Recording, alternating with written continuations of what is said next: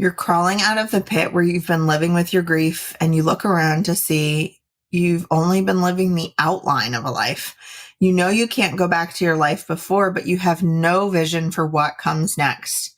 And that's when you realize it's time to start dreaming again. This is Sucker Punched.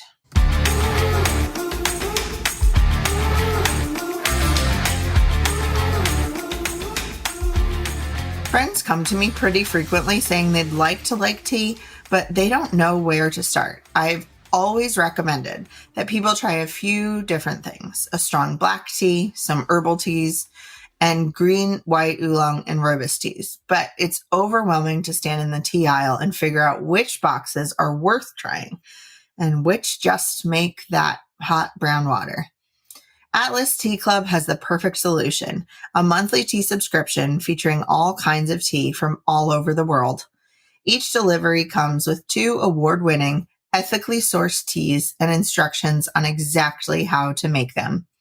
You'll also receive a connection to the history, culture, and community that makes your delicious daily cup possible. For more information and to subscribe, check out BeckyLMcCoy.com/Atlas.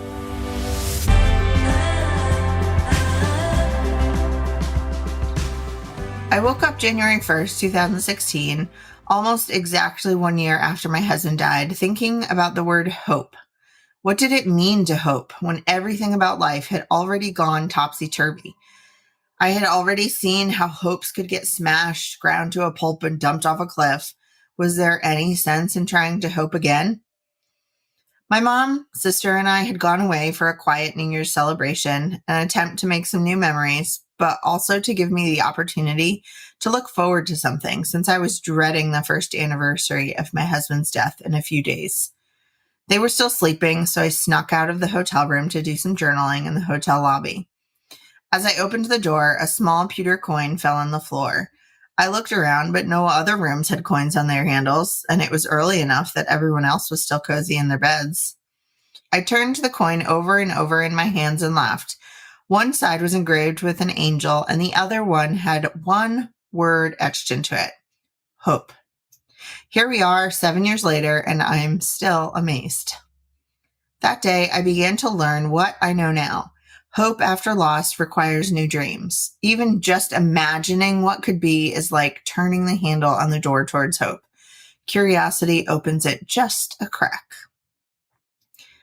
At the beginning of 2016, I let myself be curious for the first time.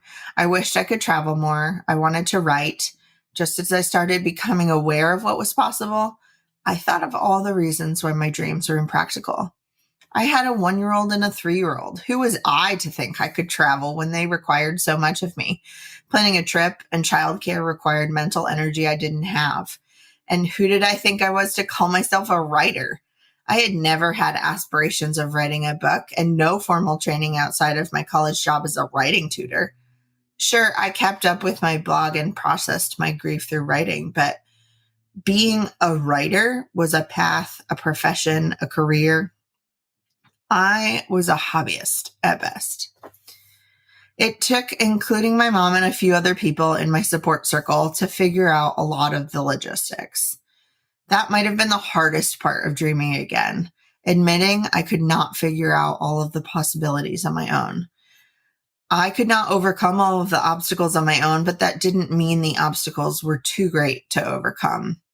Starting to dream again after my husband died didn't prove my fears wrong. I knew I would face disappointment again, but it did teach me to view dreams as what might be, not what is practical or even plausible. So that's what's so scary. Life has been turned upside down in the worst ways possible, so it feels impossible to believe there could be wonderful surprises too.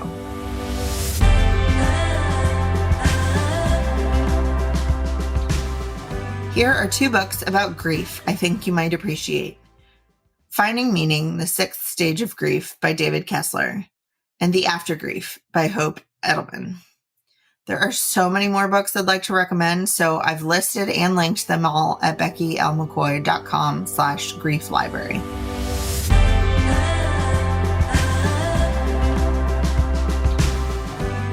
Nothing is as comforting as a cup of tea, and Atlas Tea Club has everything you need to make it happen.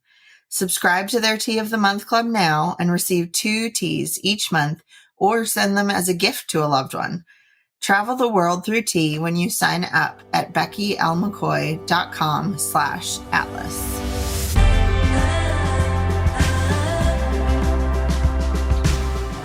You'll find all the links mentioned in this episode with a full transcript at beckylmccoy.com/podcast/82.